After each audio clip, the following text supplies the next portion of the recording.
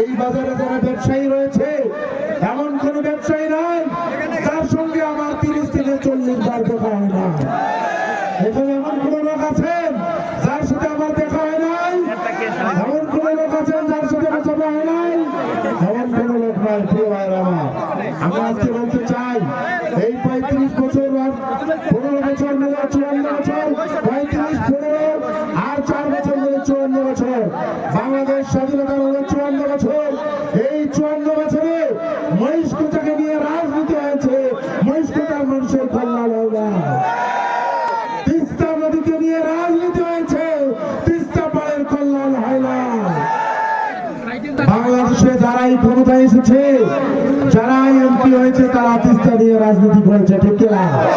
প্রিয় ভাইরা আমার, যখন নাকি স্বামীর দায়িত্ব থাকে তখন ভাত কাপড় দেয় না, যখন তালাক হয়ে যায় তারপরে তার পরিবারের বউয়ের ভাত কাপড় দিতে চায়।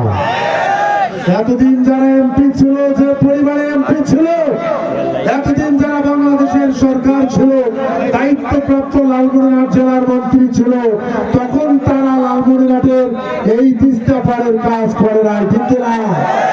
এখন দায়িত্ব নাই, এখন বলে যে এখন আমরা তিস্তা মহাপরিকল্পনা বাস্তবায়ন করব। প্রিয় ভাইয়েরা আমার, তিস্তা পাড়ের মানুষ সাক্ষী, গত 15টি বছর যেদিন এই তিস্তার পানি উঠেছে আমরা চেষ্টা করেছি তিস্তা পাড়ের মানুষের পাশে দাঁড়ানোর জন্য। এখন যারা বসন্তের কুকিল, যারা দাবি করেন বিভিন্ন জায়গায় বসা, তারা কোনোদিনও একটা রুটি নিয়েও তিস্তা পাড়ের মানুষের পাশে আসে না। প্রিয় ভাইরা আমার, আমরা তিস্তা নিয়ে অপরাজনীতি বারবার দেখতেছি। তিস্তার ন্যায্য হিস্সা পানি, এটা নিয়ে কোনোদিন যারা এমপি ছিল এখানে বাংলাদেশের জাতীয় সংসদে বক্তব্য দেয় না। তিস্তার পানি কিংবা তিস্তা মহাপরিকল্পনা বাস্তবায়নের জন্য আমাদের এই 54 বছরে যারা এমপি এখানে ছিল তারা স্পষ্ট কোনো বক্তব্য দেয় না।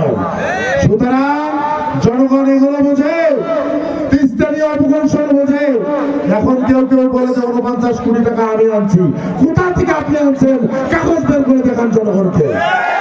জনগণ সমস্ত মিথ্যার বিলাপ আর বিশ্বাস করতে চায় না।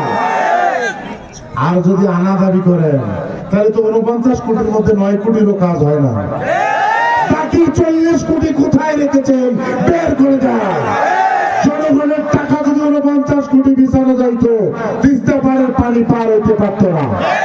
সুতরাং এই সমস্ত হাঙ্কি পাঙ্কি বলে জনগণকে আর বিভ্রান্ত করা যাবে না।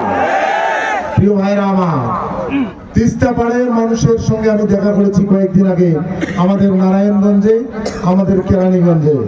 এই এলাকার ছেলেমেয়েরা নিজস্ব চেষ্টায় ঢাকায় গিয়ে করে খেয়ে তারা এই এলাকার মানুষগুলোকে বাঁচানোর চেষ্টা করতেছে। কিন্তু 54 বছর যারা এমপি ছিল, যারা 7 বারের দাবি করে গর্ববোধ করে, তারা এই এলাকার মানুষের জন্য কোনো কর্মসংস্থান তৈরি করে না। কি করেছে? আপনাদের পরিবারের কাউকে কর্ম দিয়েছে, ট্রেনিং দিয়েছে, কাজ দিয়েছে, বিদেশে পাঠিয়েছে?